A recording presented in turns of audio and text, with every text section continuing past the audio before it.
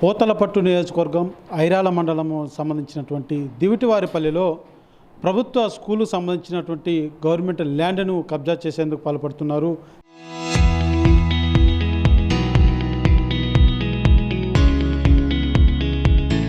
జనసేన నేతలు, కూటమి నేతలు అంటూ కూడా ఒక వ్యక్తి మీడియాను ఆశ్రయించినటువంటి పరిస్థితి ఉంది. ప్రస్తుతం మనతో పాటు వ్యక్తి ఉన్నారు. అసలు ఏం జరిగింది, ఎవరు ఈ యొక్క స్కూల్ భూమిని ఆక్రమించేందుకు ప్రయత్నిస్తున్నారు? స్కూల్ భూమి ప్రభుత్వ స్థలం. అది N Tulasi Prasad Janasena general secretary, మా ఊరి అతనిది. వాళ్ళ బ్రదరు ఎన్ సుధాకర్ టీడీపీ ఆయన, Mangarapalem market yard vice president. So ఏం జరిగింది, 2018లో అతను ఏం చేశాడంటే పార్టీ ఆఫీస్ కట్టడానికి అతను ఆ స్థలాన్ని కబ్జా చేశాడు. కబ్జా చేసినప్పుడు మేము అదే ఊరు కాబట్టి మేము చెప్పాం, అది నీ ప్రయోజనం కోసం మీరు చేస్తున్నారు, స్కూల్ కోసం మంచి కోసం చేయట్లేదు, మీరు ప్రభుత్వ స్థలంలో ఏది చేయకండి, ప్రభుత్వ స్థలాన్ని వదిలిపెట్టి మళ్ళీ మీరు ఏమైనా చేసుకోండి అంటే అప్పుడు మేము దాన్ని ఎదుర్కోవడం జరిగింది. అది కట్టద్దని చెప్పినా కూడా అతను వర్క్ స్టార్ట్ చేశాడు, బిల్డింగ్ కట్టాడు. కట్టిన తర్వాత అధికారులు 2 సార్లు వచ్చి మీకు పర్మిషన్ లేదు, మీరు కట్టకూడదని చెప్పారు. అయినా సరే ఆయన ప్రభుత్వం వాళ్ళగా అప్పుడు ఆ ప్రభుత్వ వాళ్ళు ఉన్నారు కాబట్టి అక్కడ అధికారులు మేనేజ్ చేసి బిల్డింగ్ కట్టడం జరిగింది. 2023లో దాన్ని మళ్ళీ డెమాలిష్ చేశారు. ఎందుకంటే మీకు పర్మిషన్ లేదు, అది నాసి రకం బిల్డింగు, అది చాలా ప్రమాదంగా ఉందని ఇంజనీరింగ్ కూడా ఆయన రిపోర్ట్ ఇచ్చాడు. ఆయన అది నాసి రకం, అది బాగాలేదని ఇచ్చిన తర్వాత దాన్ని డెమాలిష్ చేశారని అతను ఏం చేశారంటే కక్ష పెంచుకొని ఆ ప్రభుత్వ స్థలంలో ఎటువంటి పనులు జరగకుండా ఒక ప్రైవేట్ కేసు వేసి నాడు నేడు కింద వచ్చిన నిధులు కూడా ఆయన వాడనీయలేదు. ఆ స్కూల్ డెవలప్ కోసం వాడనీయకుండా మీరు ప్రహరీ కూడా కట్టకూడదు, దాదాపుగా 25 లక్షల రూపాయలు వస్తే ఆ 25 లక్షల రూపాయలు కూడా ఆపేశాడు ఆయన. ప్రహరీ కూడా కట్టనివ్వకపోగా ఏం చేశాడంటే నేను అడ్డుకున్నానని నా మీద కక్ష పెంచుకున్నాడు. నా భూమిని ఆక్యుపై చేశాడు. దాదాపుగా 200 సంవత్సరాల అనుభవం నాది ఉంటే వాళ్ళు కొనుక్కోవచ్చిన కొలతలు ఎక్కువ పెట్టి రాసుకొని 6 అడుగుల వెడల్పు 37 అడుగుల స్థలాన్ని కబ్జా చేసి అతను గోడ కట్టేటప్పుడు చాలా గొడవ జరిగింది. నేను అడ్డుకున్నాను, అధికారులు నాకు సహకరించలేదు.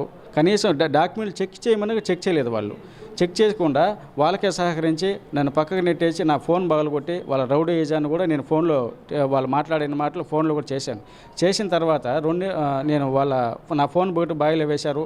ఆ విషయాన్ని కూడా నేను పోలీస్ స్టేషన్లో కంప్లైంట్ తీసుకున్నారు. కానీ ఎటువంటి చర్య తీసుకోలేదు వాళ్ళపైన. ఎందుకు? అధికారంలో వాళ్ళని మనం ప్రశ్నిస్తే అధికారులు కూడా వాళ్ళని ఏమి చేయట్లేదు. అంటే సామాన్యుడికి ఎటువంటి న్యాయం జరుగుతుంది ఇక్కడ? ప్రశ్నించానని ఒక్క కారణంగానే నా పైన ఇంత జరిగింది. అంటే మొత్తం భూమి ఎంత ఏదైతే స్కూల్కి సంబంధించినటువంటి పిల్లలు ఆడుకునేటువంటి భూమి, లేకపోతే ఏంటి? మీరు విద్యాశాఖ అధికారులకు తెలియజేశారా? కంప్లైంట్ ఇవ్వడం కానీ కలెక్టర్కి తెలియజేయడం కానీ కార్యక్రమం మీరు చేశారా లేదా? అధికారికి తెలియజేశాము. ఆయన ఒకసారి ఫోన్లో మాట్లాడారు, అక్కడ స్కూల్ మేడంతో మాట్లాడారు. అది సమస్య చూడమని మళ్ళీ మండల అధికారి కూడా ఆయన చెప్పాడు అక్కడ నాకు రిపోర్ట్ ఇవ్వమని. వాళ్ళ రిపోర్ట్ ఏమి ఇచ్చారో నాకు తెలియదు. కానీ ఒకటి, ఆ స్కూల్కి ప్రహరీ కూడా కావాలని చెప్తారే కానీ ఒక వ్యక్తి ఆక్యుపై చేశాడు, అక్కడ క్లీన్ చేయట్లేదు, పిల్లల ప్రమాదంలో ఉన్నారు, పాములు వస్తున్నాయి, విష పురుగులు వస్తున్నాయి. అక్కడ ఆడుకునేటప్పుడు ఎవరికైనా ఏదైనా చిన్న ఒక పిల్లోడికి ప్రమాదం జరిగితే ఏంటి అనేది వాళ్ళు ఆలోచించడం లేదు.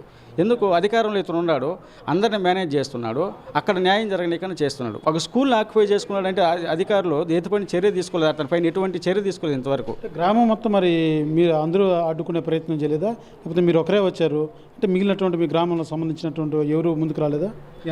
గ్రామంలో చాలామంది ఆ రోజు అబ్జెక్షన్ చెప్పిన తర్వాత కూడా వాళ్ళని బెదిరించడం, మీరు మా భూముల్లో వెళ్ళకూడదు, మాకు ఏదైనా అవసరం వస్తుంది, మీకు ఏదో చేస్తాను మీకెందుకు అని వాళ్ళందరినీ బెదిరించడం పరోక్షంగా.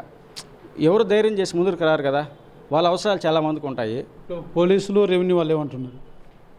రెవెన్యూ వాళ్ళు అదే అతను ఏం చేస్తారు, రెవెన్యూ వాళ్ళు కూడా అంత వాళ్ళు ఏం చేయట్లేదు, ఎటువంటి చర్యలు తీసుకోలేదు. రెవెన్యూ వాళ్ళు కూడా దాన్ని చూస్తారు, వదిలేస్తారు. మనం కంప్లైంట్ చేసినప్పుడు సరే అండి మేము చూస్తామంటారు, తర్వాత కొన్ని రోజులు జరిగితే దాన్ని మామూలే. దానిపైన అతనిపైన కబ్జా చేసిన వ్యక్తిపైన ఎటువంటి చర్యలు తీసుకోలేదు, వాళ్ళు ఇంతవరకు తీసుకోలేదు. అది అట్లే ఉంది. దాదాపుగా ఇప్పుడు మీరు చూడండి 2018 నుంచి అది ఈ రోజు వరకు అట్లుందంటే ఆ స్కూల్ వాతావరణం ఎంత పాడైపోతుంది మీరు ఆలోచించండి. ఆ వేస్ట్ మెటీరియల్ అక్కడ ఉండడం వల్ల పిల్లలకి ఎంత ప్రమాదంలో ఉంటారు. భగవంతుని దయ వల్ల ఎవరికి ఏం జరగలేదు. ఒకవేళ జరిగితే ఏం చేస్తారు? అప్పుడు కూడా ఇంతేగా జరుగుతుంది. ఎవరైనా ప్రాణం పోతే ఏం చేయాలి? చిన్న పిల్లలు, బాలబడి పిల్లలు ఉన్నారు. ఇప్పుడు అధికార పార్టీకి సంబంధించినటువంటి వారు అంటున్నారు, మీరు ప్రధానంగా ఎవరికి తెలియజేయాలి అంటే గవర్నమెంట్ తెలియజేయాలని అనుకుని ముందు మీడియా ముందుకు వచ్చారా? ఎవరికి మీ విన్నపం తెలియజేయాలని వచ్చారు? ప్రభుత్వానికే, అధికారులు ప్రభుత్వానికి కూడా. ఎందుకంటే మీరు అధికారంలోకి వచ్చిన తర్వాత మీ మీ మీ పదవులు మీ పార్టీలో పదవులు తీసుకున్న వాళ్ళు కార్యకర్తలు ఏం చేస్తున్నారో మీరు ఒకసారి మీరు క్షేత్రస్థాయిలో ఒక మీరు గమనించాల్సిన అవసరం ఉండాలి. క్షేత్రస్థాయిలో వాళ్ళు ఏం చేస్తున్నారు మీరు తెలుసుకోవాలి కదా. తెలుసుకోలేనప్పుడు అక్కడ మీ పైన వ్యతిరేకత పెరుగుతుందా?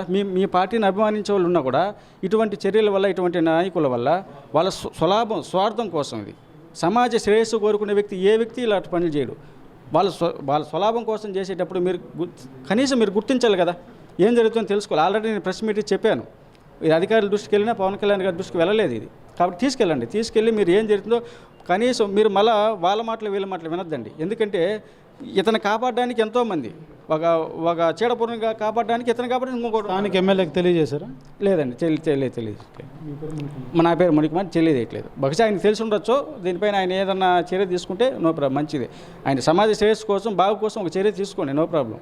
ఆయన తెలుసుకొని చర్య తీసుకుంటే మేము సంతోషం.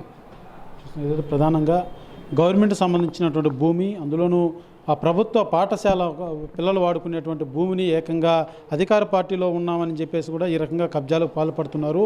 నాయకులు కూడా పదవులు ఇచ్చినటువంటి కార్యకర్తలు ఏం చేస్తున్నారో ఒకసారి ఒక కంట ఉండాల్సిన పరిస్థితి ఉందంటూ కూడా మునికుమార్ అయితే తెలియజేస్తున్నటువంటి పరిస్థితి ఉంది. అయితే ప్రధానంగా ఇతను ఆరోపిస్తున్నది, తమ గ్రామంలో ఎవరు కూడా ఆ యొక్క వాళ్ళని అడ్డుకునేందుకు ముందుకు వస్తే వాళ్ళ మీద కేసులో లేకపోతే ఇతర భయం పెట్టి ఎవరిని కూడా ముందుకు రానివ్వడం లేదు.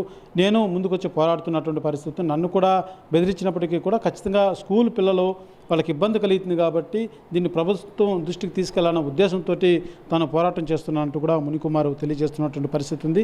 ఖచ్చితంగా నాయకుల మీద చర్యలు తీసుకోవాలి, ప్రభుత్వ భూమిని కాపాడాలంటూ కూడా విన్నపిస్తున్నటువంటి పరిస్థితి. కెమెరా పర్సన్ కోటితో సురేష్, RTV, తిరుపతి.